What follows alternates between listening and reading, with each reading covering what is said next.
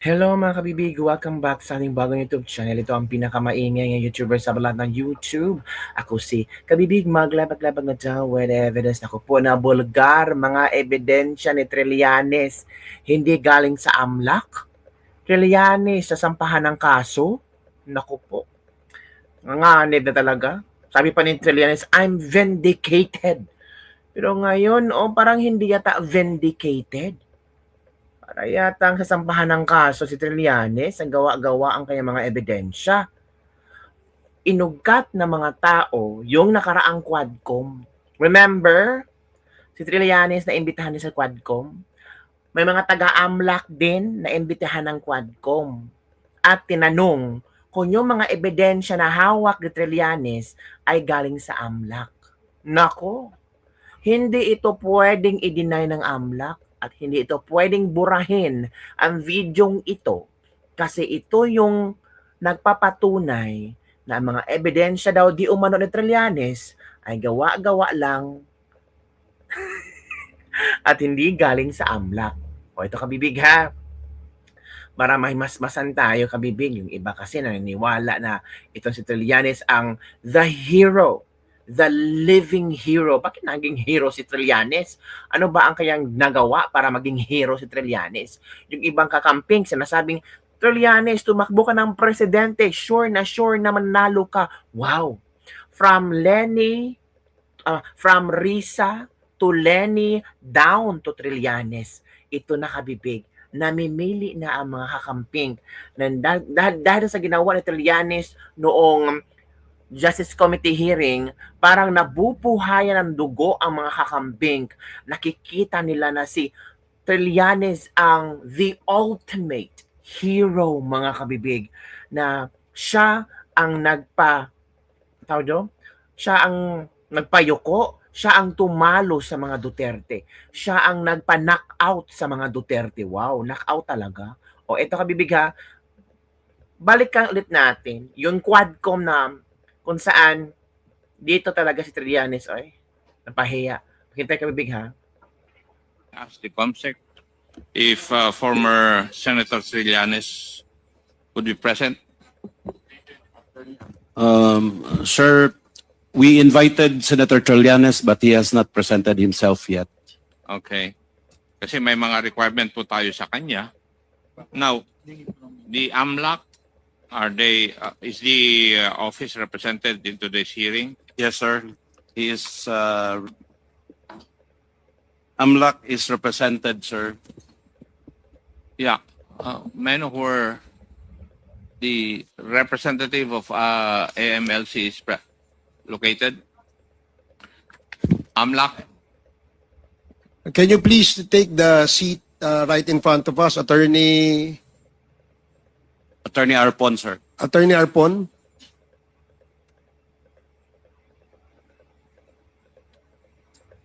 Sige po, wag po kayong mahiya. Nakareserba po yan para sa inyo.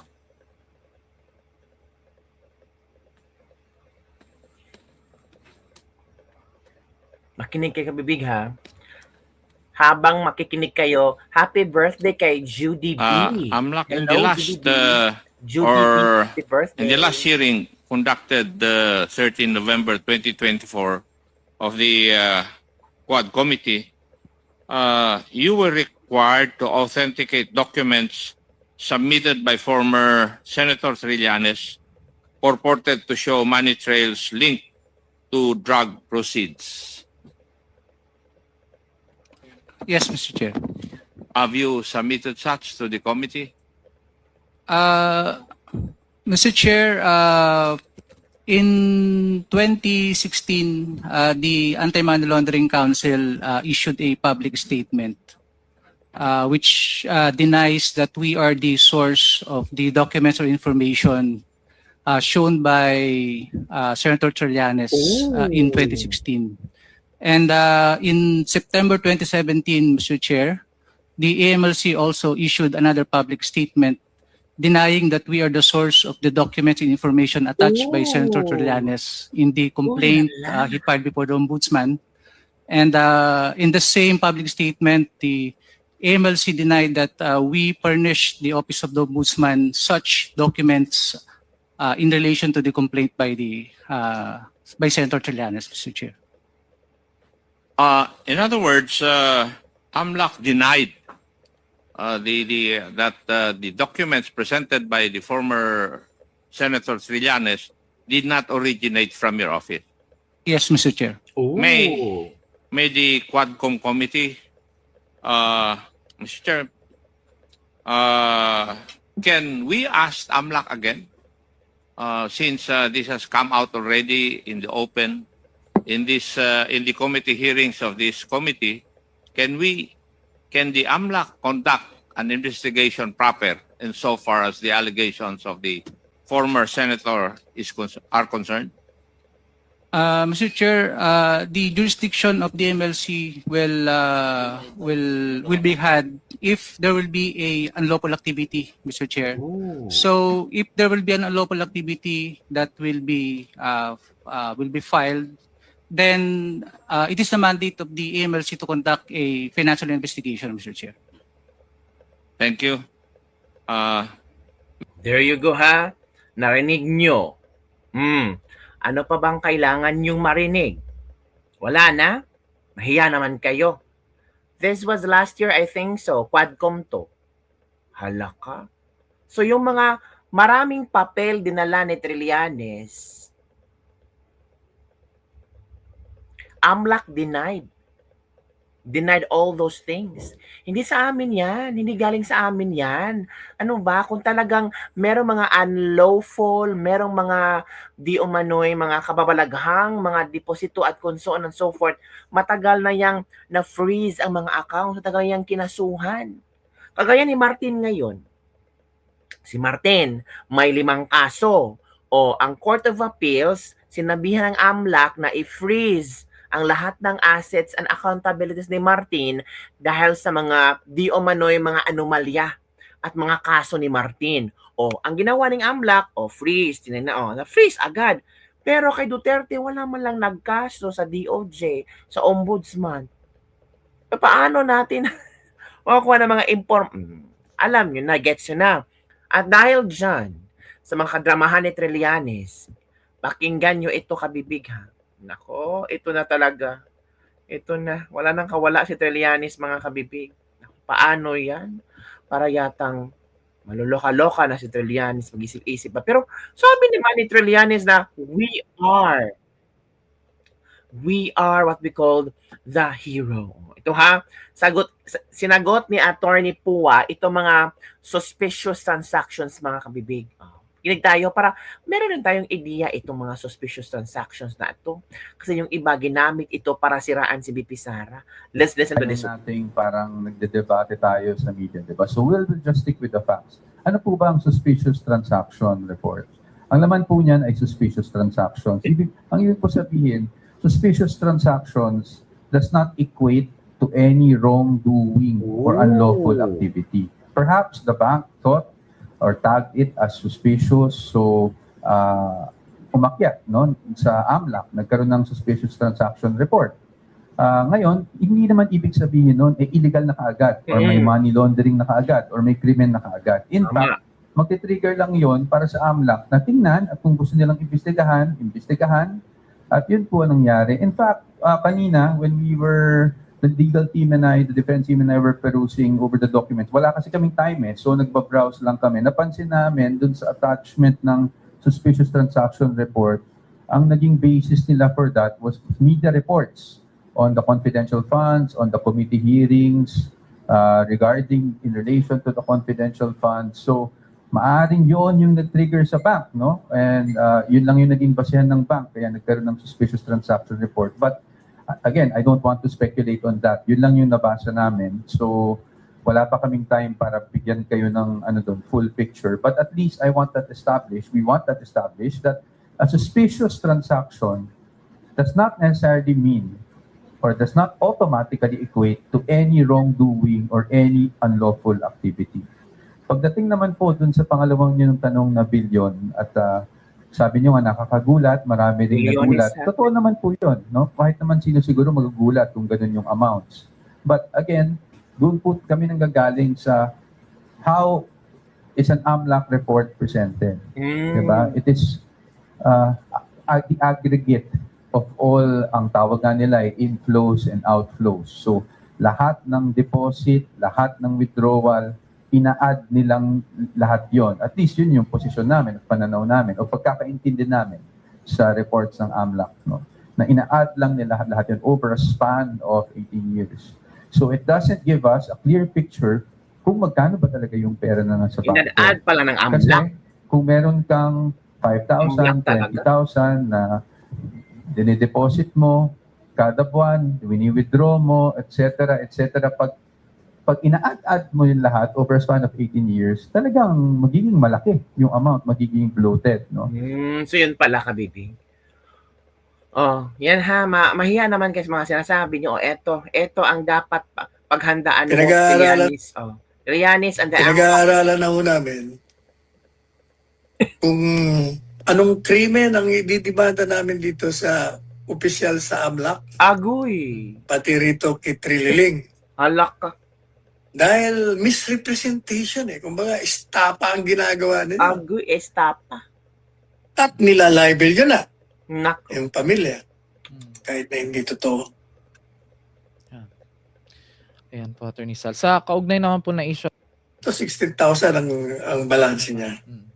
Sabi bigyan mo dito. Dito sa mag-asawang BP Sara at Manscarpio. Pati na kay Presidente Duterte, kay BP Sara, kay Hanelet, kay Kitty Lacha, kay Pulong. Meron silang pinagagawa. Ayaw gawin, kaya pinalitan. Ooh. Oh, yun.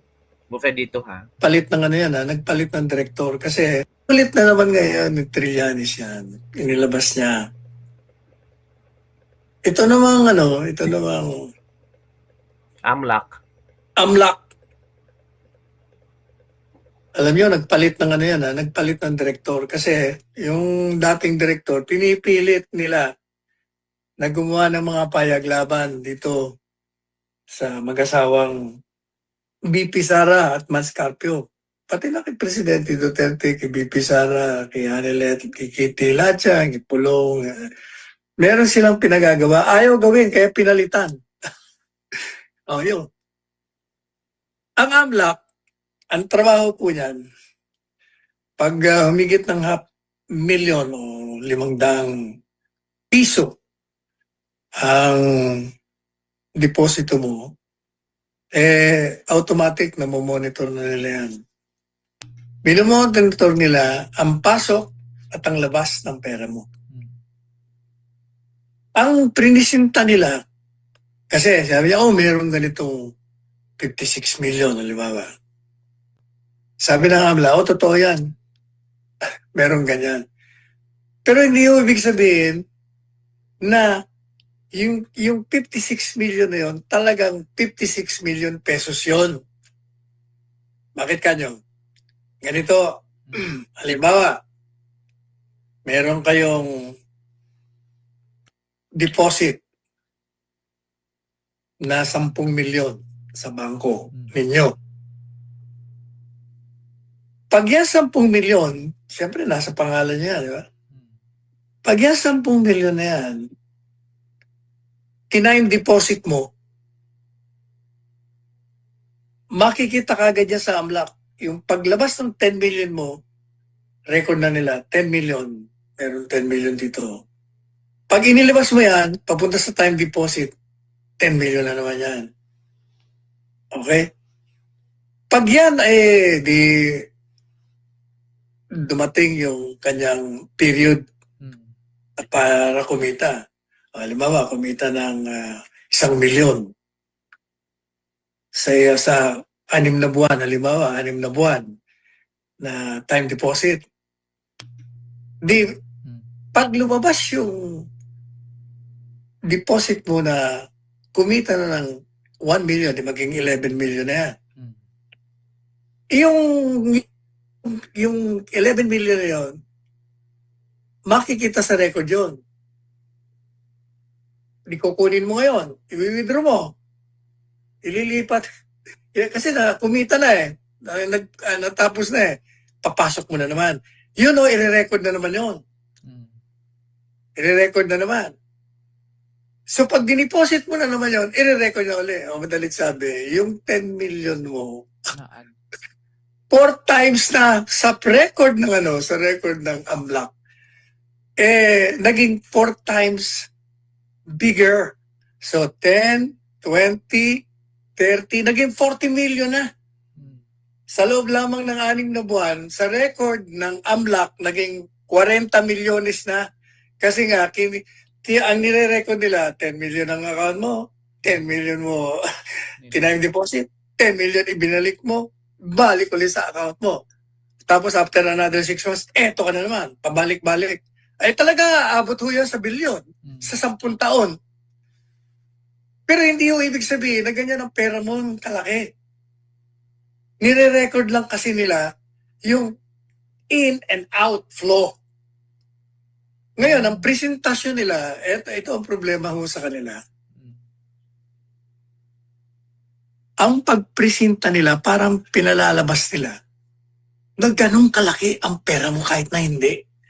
Hindi nila pinaliliwanag yung pinaliliwanag ko sa inyo ngayon. Na pag pumasok, record. Pag lumabas, record. Pasok ulit. Kita, ganun. Kaya nga, abot talaga sa 10 taon, yung 10 milyon mo, sa 10 taon, baka umabot na ng bilyon yun. Oh, yan. Ngayon, yan ang pinipresenta nila. Ayaw sanang gawin yan nung pinalitan itong bagong direktor. Pero, dahil bago na, siyempre, nakisama na, o natakot na, ayan, sinisiraan nila ng gusto ngayon. Kaya, pinag-aaralan na ho namin kung anong krimen ang ididimanda namin dito sa opisyal sa AMLAC, pati rito kay Trililing. Dahil misrepresentation kumbaga, estapa ang ginagawa nila. Estapa. At nila-libel yun na, yung pamilya. Kahit na hindi totoo.